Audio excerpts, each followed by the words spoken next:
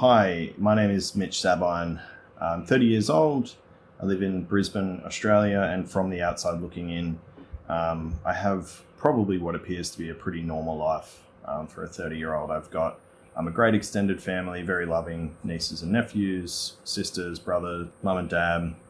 I've got a very high-performing job, good job, for one of Australia's top startups and technology companies. Live in a pretty nice house, pretty nice car, sort of everything you would expect from a normal, if not high-achieving 30-year-old. So what few people know about me is I have a very rare, debilitating condition known as Post-Finasteride Syndrome.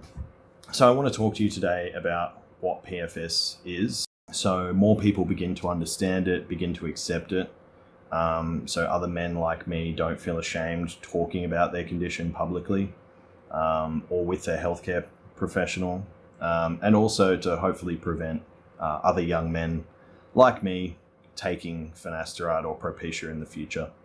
7 years ago, I took a very commonly prescribed medication for hair loss known as finasteride or sold as Propecia. And I have suffered from very debilitating, painful, and ongoing persistent side effects since I've stopped taking the drug 7 years ago. It's very commonly known that you can get side effects from taking finasteride while you're on the drug. Warnings say that those side effects should resolve when you stop taking the drug. For men like me, although it is rare, these side effects continue after stopping the drug, and in some cases actually get worse after stopping the drug, which is exactly what happened to me. It doesn't discriminate in terms of, my health prior to PFS was completely normal.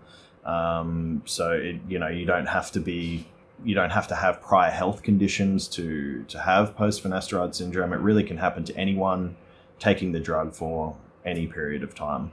So that list of side effects is about 40 side effects long, or symptoms. I suffer from depression, anxiety, insomnia, low libido, muscle wastage. I have joint and bone problems. I have problems with my teeth. I have severe cognitive impairment, so I have a lot of trouble remembering things. I often sort of trip over what I was saying. I have severe emotional blunting. I don't feel joy or satisfaction the way normal people do. So my life has really changed dramatically. It's very hard for me to talk about. I don't talk about it with anyone really. This is the first time I've spoken about it publicly, but life is unfathomably painful every minute of every day. So let me start at the beginning then about my story. So before finasteride, I was pretty normal dude. I was very social, pretty typical for what you would expect of a young, male in their sort of early 20s, healthy sex life. I had long-term girlfriends, was very studious, good grades at university and at school, played a lot of sport, just really a happy, healthy young man. And then I started to get a lot of insecurity about my hair loss. My ex-girlfriend, started pointing out to me like, oh, hey, you're balding and I won't date you if I won't date a bald guy, and these sort of comments that really sort of, made me quite insecure about my hair loss. And this was when I was 22, sorry. And so I went to my GP and I said, look, I'm a little bit worried about my hair loss. I've heard there's things you can do these days to sort of stop or prevent hair loss. What can you prescribe me? And basically they prescribed me a drug called Propecia. There was no warning about any sort of side effects, even while I was on the drug. My GP gave me absolutely no warnings. I had no prior knowledge that you could even get persistent long-term side effects. I read in some hair loss forums, just as I was beginning the drug, hey, these things can happen to you. You might get some sort of watery ejaculate, low libido, these sort of things, but they resolve themselves. And so I took the drug for about 3 weeks, and then I started feeling awful. I started waking up in the middle of the night in cold sweats, just randomly waking up at 4 a.m. My heart would be racing, thumping out of my chest. I would be sweating bullets, and I would just be anxious. I started having issues with my libido, and the thing that really worried me the most, and the thing that still affects me most in this day, is I started feeling this sort of thing that we generally talk about as brain fog, which is basically this sort of disassociated feeling where nothing sort of feels real. It's very hard to describe, but basically, it's almost like someone is playing a movie to me, and I'm not actually seeing things in real time. I'm not recognizing them and processing them in real time. I'm like a step behind, and I started to feel that. It was very foggy, having a lot of cognitive problems. And so naturally you do some research online, and bingo, I found this problem that I now suffer from. I found this forum where there was a group of people talking about how they had these long-term side effects. I went, holy shit, I need to stop taking this drug. So I started to wean myself off it over the next 2 weeks. I stopped taking the drug about 2 weeks later. And then I had this sort of period where I continued to feel the side effects, but, that was completely normal according to the packaging, according to everything from the drug manufacturer, the medical literature, everything. So that lasted for about, about 7 days. And then everything went back to normal. Life was just so blissful. I was like, man, I dodged a bullet there, because I really felt awful. And I was like, man, I'm so glad that that's over with.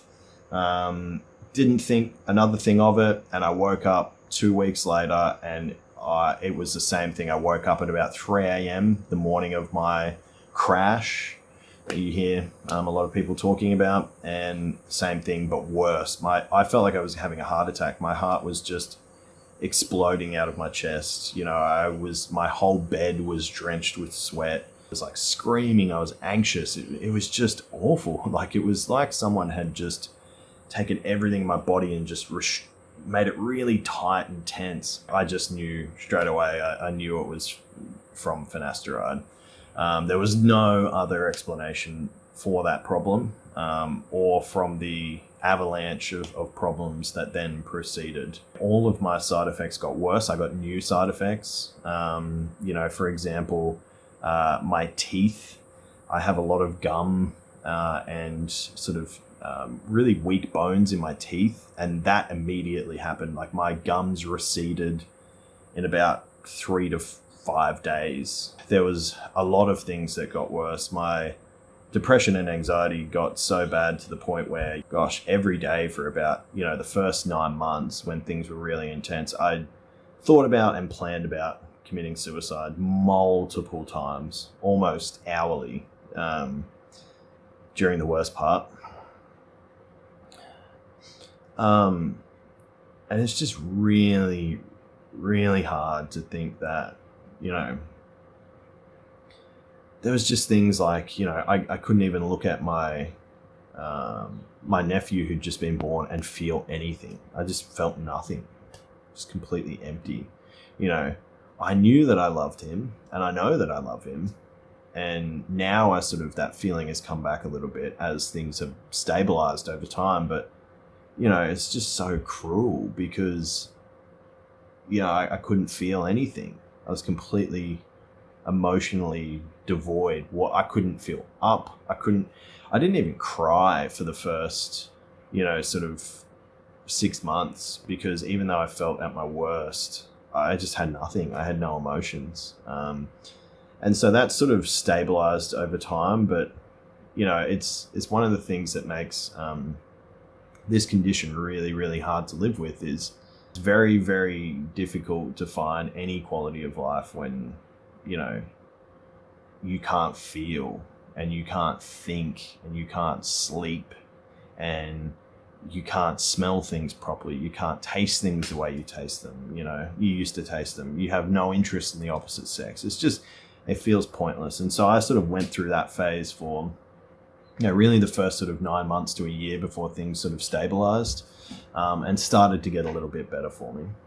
And so a sort of a day in the life for me now, I sleep about 4 hours a night. I wake up and life is just kind of gray. It's just kind of flat. I just go through the motions, and I have a lot of trouble being in social situations. I find it very hard to talk to people normally now. I find it very hard to just be around other people.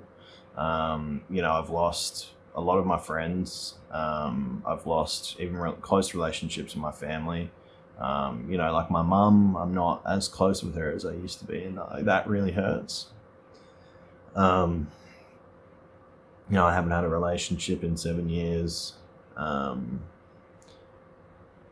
lost a lot of things.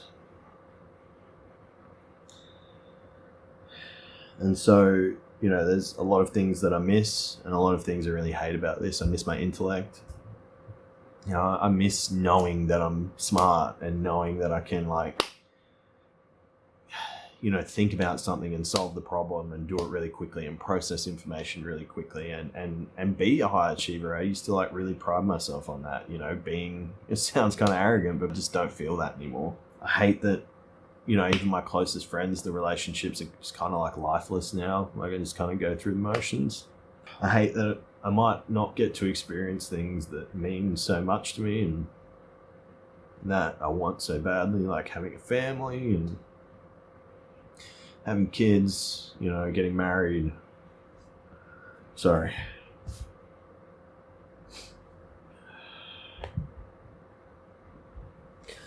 I hate that I might never get to fall in love again, properly.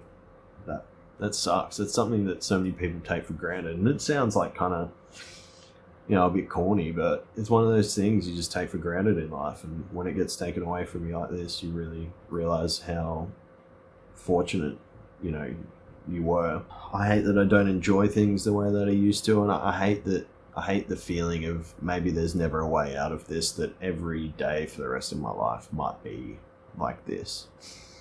And, this condition, it's not as rare as people think. There was data released recently showing that I think there was 4 million different men between 1998 and 2008 got prescribed finasteride. And they might, let's say that a very small percentage of them, let's say 1% of them are affected. That's still a massive number of people affected. And I do believe there is a massive number of people affected to some degree. And so what I want, my dream future for myself, is really a world, God, it sounds so corny, a world with no PFS, but really I don't want anyone to have to go through this. So I don't want people to feel ashamed about talking about it. A lot of people, it's so stigmatized, this condition, but it shouldn't be. This is no fault of our own. I don't understand why, well, I do, but we shouldn't feel ashamed. And that's why I feel as though, someone in my position, I should be one of the people talking about this and letting people know that, you're not, this isn't your fault. You shouldn't be ashamed. And the more people who come out, the more research we can do into this condition, because there is still very little. And I would encourage anyone who's suffering from this condition to talk about it publicly. The more people who talk about it publicly, the more normalized it becomes, the quicker we get out of this hell that we find ourselves in. And for me, personally, all I want once I get better, if I get better, is just a very quiet, simple life. Get married, a couple of kids, and be able to just be and live again would be incredibly satisfying for me. So I hope that this video encourages people to talk about this. I hope that if you're watching this and you didn't know what post-finasteride syndrome is, now you do a bit of research into it. Maybe someone you know or love is affected. I encourage people to read about it, to talk to their physician or the medical community, share with them the literature that we have, and and show them that this thing is real. If you're feeling as worse as I did in the first sort of 9 months to a year, just to let you know that, 7 years later and I'm still here and life's not great, but we can only solve this problem together, and that starts by talking about it. So I hope that this video inspired you or called you into action in some way, and thank you.